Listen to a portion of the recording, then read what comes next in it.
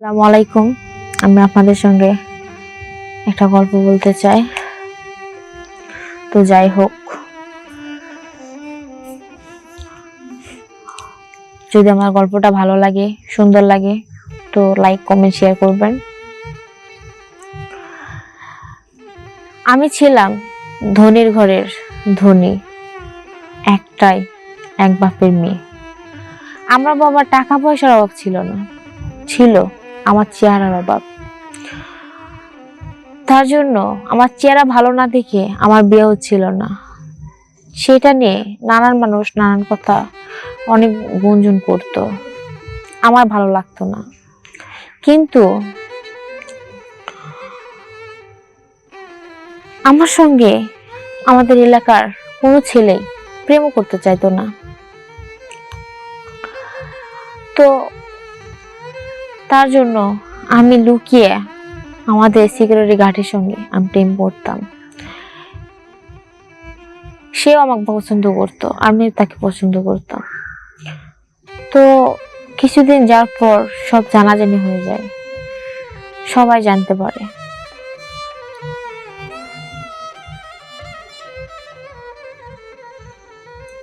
সবাই জোর করে আমাদেরকে এলাকার লোক বিয়ে দিয়ে দেয়। তো তারপর কিছুদিন আমি বাপের বাড়িতেই থাকি। বাপের বাড়ি থাকার পর তো একদিন বললাম যে চলো, আমার বিয়ে হওয়ার তো কিছুদিন হয়ে গেল, এখন তোমার বাড়ি থেকে ঘুরে আসি। তো সেখানে গেলাম। সেখানে যাওয়ার পর দেখি ওখানে আরো দুইটা বউ, তার অলরেডি আরো দুইটা বউ আছে। তো আমি আমার স্বামীকে বললাম যে কি ব্যাপার, তুমি তো এটা বলো নাই যে তোমার আরো দুইটা বউ আছে, আমাকে দিয়ে তিনটা হয়েছে। বলে আমি বলবো কিভাবে, কিভাবে বলবো আমি? তুমি আমার যে ছলনা করে বিয়ে করছো আমার বাবার টাকা পয়সা দেখে, হয়তো আমার চেহারা ভালো না, কিন্তু তাই বলে যে ছলনা করে বিয়ে করছো, এটা কি ঠিক করছো? ঠিক করো নাই। তোমার যদি টাকা পয়সার দরকার থাকতো তুমি আমাকে বলতে পারতা, আমি তোমার টাকা পয়সা দিতাম, আমি তোমার সবকিছু দিতাম। কিন্তু তুমি যে আমারে এভাবে কষ্ট দিবা আমি কখনো ভাবিনি। যাই হোক,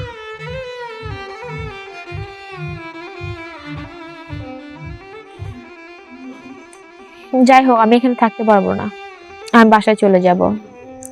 আচ্ছা ঠিক আছে, যাও, 2-4 দিন থাকো। না, আমি 2-4 দিন কেন, এক মুহূর্ত এখানে থাকবো না। আর আমার বাবাকে আমি সব জায়গায় বলবো, দেখো এত রাগ ভালো না, বর পাচ্ছিল না, আমি তোমাকে বিয়ে করছি, আমি তোমার সঙ্গে প্রেম করছি, আমি তোমাকে বিয়ে করছি, ভালোবাসি বলে তো করছি, না হলে করতাম না। ওর দুইটা বউ আমার সঙ্গে খ্যাস খ্যাস করতো। আমি একদিন বললাম যে আচ্ছা বলো তো, আমি কি জানতাম যে ওর দুইটা বউ আছে? বলে না। আচ্ছা বলো তো, আমার কি টাকা পয়সার অভাব আছে? বলেন না। আচ্ছা আমার কিসের অভাব তোমরা তোমরা আমাকে বলো তো। আমার অভাব একটাই, আমার চেহারা নাই। বাট তাহলে তো তোমরা আমার সঙ্গে এরকম করতে পারো না, ঠিক আছে? আমার সঙ্গে তো খারাপ ব্যবহার, খারাপ আচরণ কখনোই করতে পারো না। আর আমি চাই না যে তোমরা আমাকে খারাপ ভাবো। আমি তো জাস্ট বিয়ে করছি, এর টাকা নাই, পয়সা নাই, সব জানি। আমার বাবা তো টাকা পয়সার কোনোটারই অভাব নাই, যা চাও আমি তাই দিব, কিন্তু আমার সঙ্গে এরকম ব্যবহার করো না। আর আমি তোমাদের কাছে থাকবো না, আমার বাবার অনেক বড় বিল্ডিং আছে, আমি সেখানেই থাকবো। জাস্ট ছিলাম 2 দিনের জন্য একটু বেড়াতে, আসলে আমার বেড়ানোর জায়গা নাই তো এই জন্য। কিন্তু এখানে আসে দেখি ওর আরো একটা বউ আছে, সমস্যা নাই। আচ্ছা ঠিক আছে, তাহলে আমি কালকে বাসায় চলে যাব। তোমরা ভালো থেকো, সুন্দর থেকো, সুস্থ থেকো।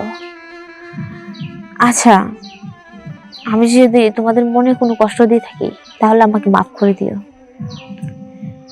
আল্লাহ আমাকে হয়তো চেহারা দেয় নাই, কিন্তু সবকিছু বোঝার মতো বুদ্ধি জ্ঞান দিয়েছে। লেখাপড়া করেছি, 5 ওয়াক্ত নামাজ পড়ি, কখনো খারাপ কাজ করি না, যদি পারি তো ভালোই করে। আমাকে কেউ বুঝুক বা না বুঝুক, আমার বাবা আমাকে বোঝে, আমাকে চেনে। তোমরা যতই আমাকে অবহেলা করো, আমার বাবা আমাকে কখনো অবহেলা করবে না, কেননা আমি তার একমাত্র মেয়ে। ঠিক আছে? আচ্ছা ঠিক আছে, তোমরা থাকো, আমি চলে গেলাম, শহরে গেলাম, বাবাকে সবকিছু বললাম। বাবা, আমি যাকে ভালোবাসছি, যাকে বিশ্বাস করছি, তার আরো 2টা বউ আছে, আমাকে মাফ করে দিও বাবা, বিশ্বাস করো আমি জানতাম না। তো বাবা, আমাকে ক্ষমা করে দাও, আমি জানতাম না বলেই সুন্দর রিলেশন করছি। আমার বলে, মারে তোর কোনো সমস্যা নাই, সমস্যা হচ্ছে আমার। কেননা আজ আজকে যদি আমি তোকে বিয়ে দিতে পারতাম, তাহলে এই সমস্যাটা তোর হইতো না। আমি তোকে বিয়ে দিতে পারি নাই, তাই এই সমস্যাটা হয়েছে।